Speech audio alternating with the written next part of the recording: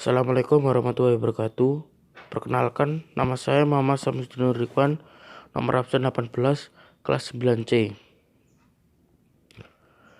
Di sini saya akan mempresentasikan tentang perang gerilya dan agresi militer Belanda II.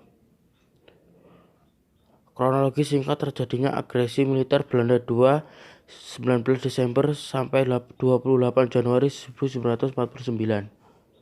Pasca agresi militer satu, kembali pihak Republik Indonesia dan Belanda berunding di atas kapal USS Rheinville dengan pengawasan misi PBB Komisi Tiga Negara atau KTN pada 17 Januari 1948. Atas dasar kesepakatan yang dicapai dalam persetujuan Rheinville, tentara Republik terpaksa harus mengosongkan daerah gerilya yang begitu luas, terutama di Jawa Barat dan Jawa Timur. Pasukan tentara Belanda melakukan serangan agresi militer kedua, melakukan serangan dari udara, laut, dan darat ke seluruh wilayah Nusantara. Pada tanggal 19 Desember 1948, tujuannya ialah menguasai Nusantara kembali secara keseluruhan. Dari pihak Indonesia tidak mungkin melakukan perlawanan perang melalui perang Stelling atau frontal Korlok, dikarenakan peralatan yang kurang. Dari segi persenjataan yang kurang memadai untuk mempersiapkan alat-alat itu tidak memungkinkan bagi Indonesia, karena Indonesia yang baru membentuk negara sehingga belum siap untuk mempersiapkan alat-alat perang itu. Pasukan Indonesia harus mencari cara lain untuk menghadapi serangan pasukan Belanda, yaitu dengan strategi perang gerilya. Serangan tentara Belanda itu datangnya sangat mendadak, yang sangat sulit dihadapi Indonesia secara langsung. Perang gerilya ini dimasukkan untuk menghadapi masa perang yang panjang dan juga menghindari korban yang banyak, namun kadang-kadang rakyat dan para tentara kita kurang memahami taktik gerilya tersebut.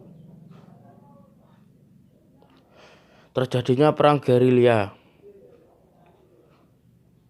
Perang gerilya adalah teknik mengepung secara tidak terlihat atau invisible. Perang gerilya merupakan bentuk perang yang tidak terikat secara resmi pada ketentuan perang. Saat itu perang gerilya dipimpin oleh Jenderal Sudirman. Perang gerilya bangsa Indonesia memiliki ciri-ciri sebagai berikut. 1. Menghindari perang terbuka. 2. Menghantam musuh secara tiba-tiba. 3. Menghilang di tengah lebatnya hutan atau kegelapan malam.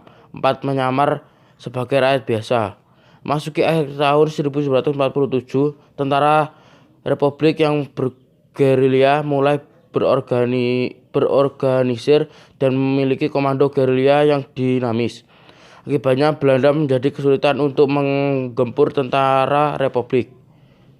Setiap sasaran yang diserang Belanda banyak yang telah kosong.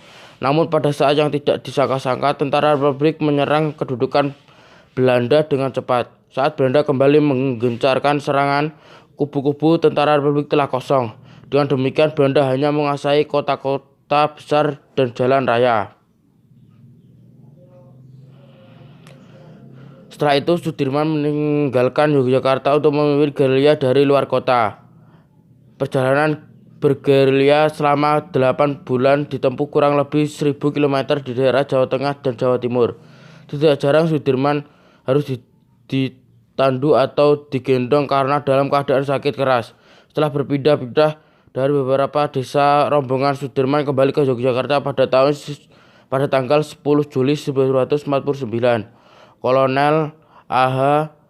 Nasution selaku panglima tentara dan teritorium Jawa menyusun rencana pertahanan rakyat totaliter yang kemudian dikenal sebagai Perintah Siasat Nomor 1. Salah satu pokok isinya adalah tugas pasukan-pasukan yang berasal dari daerah-daerah federal adalah berwinget atau menyusup ke belakang garis musuh dan membentuk kantong-kantong gerilya sehingga seluruh Pulau Jawa akan menjadi medan gerilya yang luas.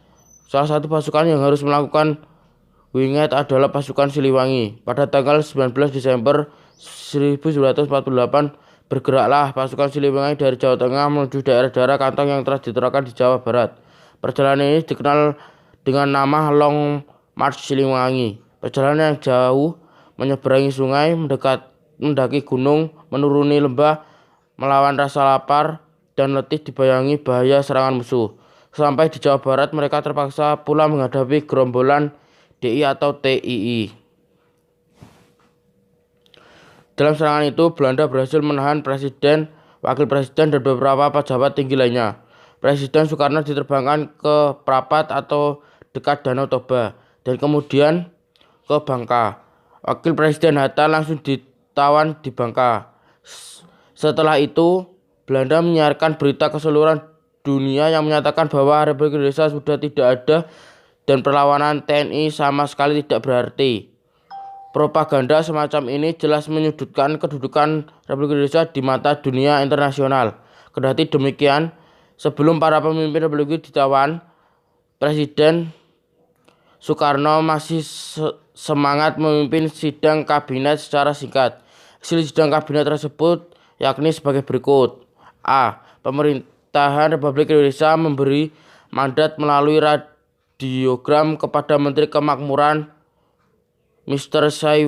Syafruddin Prawira Negara untuk membentuk pemerintahan darurat Republik Indonesia atau PDRI di Bukit Tinggi, Sumatera.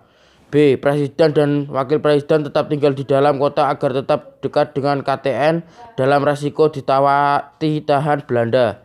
C. Pemimpin TNI akan menyingkir keluar kota untuk melaksanakan perang gerilya dengan membentuk wilayah komando Jawa dan Sumatera. Agresi militer Belanda II ini mengandung reaksi dan kecaman dari dunia internasional. Belanda dinilai selalu mengganggu ketertiban dan perdamaian dunia. Belanda pun dianggap tidak menghormati setiap persetujuan yang dibuatnya. Oleh karena itu, Dewan Keamanan PBB mulai membicarakan agresi Belanda yang kedua ini. Dalam pertemuan tanggal 28 Januari 1949,